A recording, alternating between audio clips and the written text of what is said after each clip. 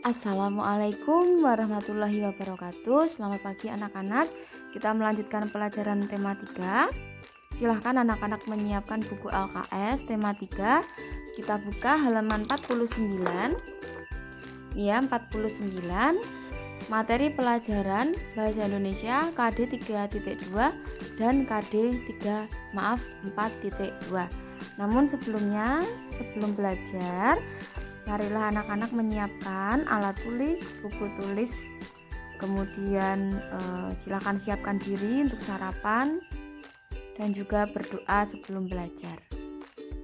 Oke, kalau sudah siap, silahkan diperhatikan video ini baik-baik. Kita membahas tentang kalimat efektif. Kalimat efektif itu adalah pelajaran bahasa Indonesia yang bagi kalian itu mungkin sulit ya. Kenapa sulit? Karena kalimat efektif itu dikerjakan dengan tenang, tidak terburu-buru, dan sangat menggunakan logika ya. Jadi bagi kalian yang belum terbiasa untuk membaca dengan tenang, kalian harus belajar untuk membaca dengan pelan, tenang, dan diresapi artinya. Jadi kalian bisa tahu itu kalimat efektif atau tidak kalimat efektif. Ya. Kita perhatikan apa itu kalimat efektif. Kalimat efektif merupakan kalimat yang mengungkapkan gagasan sehingga mudah untuk dipahami. Intinya kalimat efektif itu adalah kalimat yang mudah dipahami, tidak berbelit-belit, tidak basa-basi, yang to the point, yang mudah dipahami. Ini ya adalah intinya kalimat yang mudah dipahami. Ya. Kemudian ciri-ciri dari kalimat efektif, kalau dalam LKS disebutkan ada 8. Ya, kita bahas satu persatu. Tidak menggunakan kata yang bermakna sama. Di contohnya, para siswa diharapkan berpartisipasi dalam kegiatan kerja bakti. Para itu berarti banyak. Begitu juga dengan siswa-siswa. Siswa-siswa itu berarti kan lebih dari satu. Lebih dari satu itu kan artinya banyak. Berarti para dengan siswa-siswa memiliki arti yang sama. Oleh sebab itu kita gunakan salah satu ya. Dari tema 2 dulu waktu kita membahas kalimat efektif, ada anak yang menelan mentah-mentah. Menelan mentah-mentah yang Bu Guru contohkan tanpa membaca ya. Jadi yang dihapus itu cuma kalimat yang depan, kata yang paling depan itu dihapus. Semuanya seperti itu. Maksudnya tidak semua siswa, tapi ada beberapa siswa yang mengerjakannya seperti itu. Padahal kan harusnya dibaca dulu artinya apa, tujuan kalimat itu apa. Jadi tidak serta-merta para siswa-siswa, misal di sini para siswa-siswa diharapkan. Kalau Bu Guru contohkan seperti ini, kalian semua kalimat kata yang paling depan ini dihapus. Padahal tidak seperti itu ya.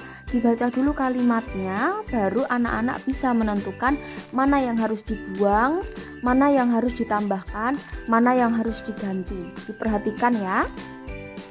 Para siswa diharapkan berpartisipasi dalam kegiatan kerja bakti. Para siswa berarti para siswa itu hampir semua siswa ya, banyak siswa diharapkan berpartisipasi dalam kegiatan kerja bakti. Kemudian yang kedua, para dihapus, kemudian diganti dengan siswa-siswa. Berarti ini siswanya lebih dari satu, menunjukkan bahwa siswa lebih dari satu. Ya, kemudian yang kedua, tidak bermakna ganda. Tidak bermakna ganda. Ganda itu artinya 2, double. Contohnya, guru baru pergi ke kantor. Kalimat di atas bisa bermakna ganda, yaitu guru sedang pergi ke kantor. Ini guru baru, kalau kita baca seperti ini, guru baru pergi ke kantor. Berarti artinya guru sedang pergi ke kantor. Kalau kita baca seperti ini, guru baru pergi ke kantor. Guru baru pergi ke kantor. Berarti artinya guru yang baru sedang pergi ke kantor. Jadi ini bermakna ganda. Ya, kita bisa mengubahnya. Jadi dibaca dulu guru baru pergi ke kantor. Ini tujuannya apa? Nah, kalimatnya bisa diubah. Ada dua pilihan. Di sini disediakan. Guru yang baru sedang pergi kantor. Ini jelas guru sing anyar.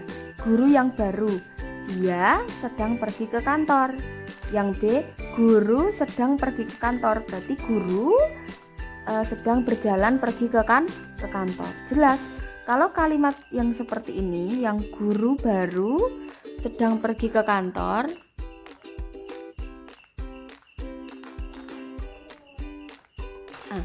guru baru pergi ke kantor, ini bermakna ganda. Ya, bisa bermakna ganda. Kalau dibaca dengan intonasi yang berbeda, bisa saja maknanya berbeda. Nah, dari kalian kebanyakan baca guru baru pergi kantor. Kalian membacanya sangat cepat, tanpa koma, tanpa apapun. Jadi susah untuk memahami kalimat efektif. Makanya bacanya pelan-pelan, dipahami maknanya. Ya, ini masuk dalam ujian di 10 nomor terakhir. Ya, jadi kalau ini salah satu, ini poin besar juga. Jadi dari sekarang silahkan diperhatikan. Kemudian yang nomor 3, memiliki ketepatan pemilihan kata. Pemilihan kata itu artinya diksi. Contoh kalimat tidak efektif. Rumah itu sedang dibuat. Nah, kata diksi dibuat ini tidak sesuai. Kalau dibuat itu kayak roti, kayak makanan itu dibuat. Kalau rumah bukan dibuat, tapi rumah itu dibangun. Ya, rumah itu sedang dibangun. Kalau dibuat itu tidak cocok buat pembangunan. Yang namanya bangunan itu dibangun. Kalau kue, makanan itu dibuat. Ya, bisa dibedakan ya. Kalau bangunan, rumah itu kan bangunan, maka dia dibangun. Kalau dibuat itu untuk pembuatan makanan dan lain sebagainya. Kemudian yang keempat,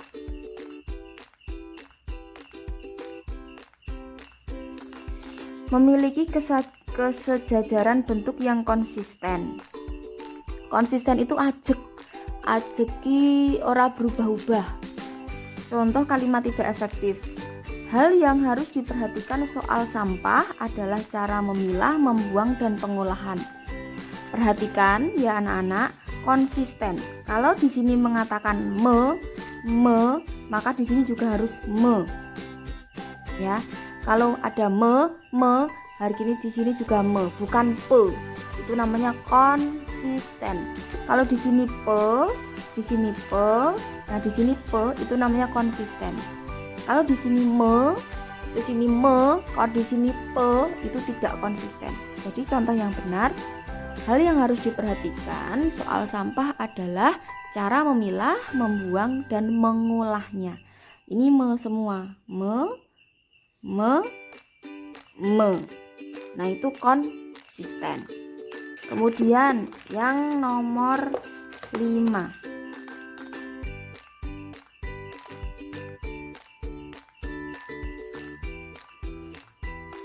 Memiliki ketegasan makna.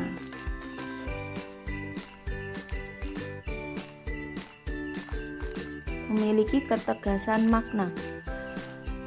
Contohnya kalimat yang tidak efektif. Kamu duduklah di kursi itu.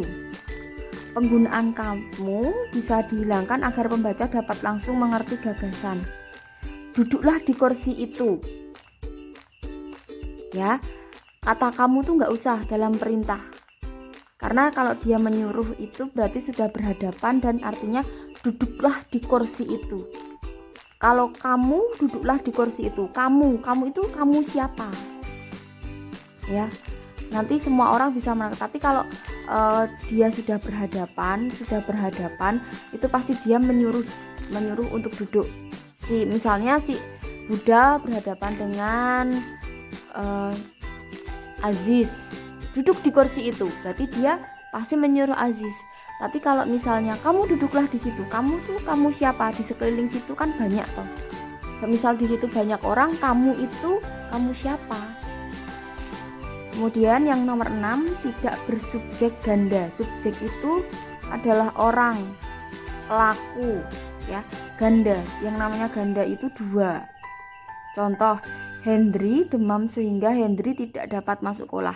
Nah, ini ada subjek yang ganda. Ini tidak boleh dalam kalimat. Satu saja karena Hendrinya satu aja. Hendri demam sehingga tidak dapat masuk sekolah. Ya. Kemudian yang nomor 7, penggunaan konjungsi yang tepat. Konjungsi itu adalah kata hubung. Kata hubung itu ada yang banyak ya, kata hubung itu ada yang, ada di, ada atau, misal atau, di, yang, walaupun, meskipun, dan lain-lain ya. Itu kata konjungsi. Di sini contohnya, ibu yang berbelanja di pasar itu. Penggunaan konjungsi yang di depan predikat dapat membuatnya menjadi perluasan kalimat. Ibu yang berbelanja, ibu yang mana? Ya kan? Ibu yang berbelanja, berarti ibunya yang mana? Jadi banyak banget nanti perluasan kalimat. Perhatikan penggunaan konjungsi yang di depan kata predikat. Predikat itu kata kerja. Ini kata kerja. Kata kerjanya berbelanja, kemudian di depannya ada konjungsi atau kata hubung. Nah, itu banyak sekali membuat salah penafsiran. Jadi, yangnya ini dihapus. Ibu berbelanja di pasar baru. Ibu berbelanja di pasar baru. Sudah jelas bahwa ibu berbelanja di pasar baru. Kemudian yang terakhir, hindari peletakan kata depan preposisi di depan subjek. Jadi di depan subjek itu kalau bisa sangat dihindari, jangan ada kata depan di depan subjek. Nah, di sini di sini kalimatnya, bagi semua siswa diharapkan masuk kelas. Subjeknya itu kan semua siswa. Nah, dihindari ada kata bagi. Jadi kata depan itu ya bisa bagi dan lain-lain ya.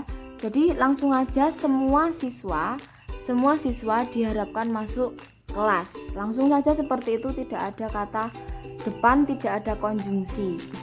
Ya. Tidak ada kata depan, tidak ada kata konjungsi. Kata yang tidak boleh di depan, atau, di, walaupun, meskipun, kalau, jika. Nah, itu tidak boleh menjadi kata depan. Jika boleh. Kalau walaupun, meskipun, atau, yang, di. Nah, itu tidak boleh ada di depan kalimat. Nah, untuk selengkapnya anak-anak bisa baca sendiri halaman 49, halaman 50. Jika penjelasannya kurang paham, anak-anak bisa baca sendiri tentang kalimat efektif. Semoga kalian bisa belajar lebih tenang lagi dalam membaca. Karena tanpa membaca kalian tidak bisa mengerjakan soal, kecuali kalau kalian cuma mau ngawur. Ya. Jadi kalian bisa mengerjakan soal apapun, entah itu matematika, IPA, bahasa, IPS. Kalian bisa mengerjakan soal ketika kalian sudah bisa membaca dengan benar. Membaca dengan benar.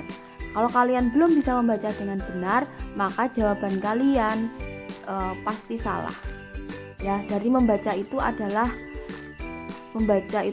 kunci dari kalian bisa menjawab soal. Ya. Sekian pembelajaran kali ini, kurang lebihnya mohon maaf. Wassalamualaikum warahmatullahi wabarakatuh.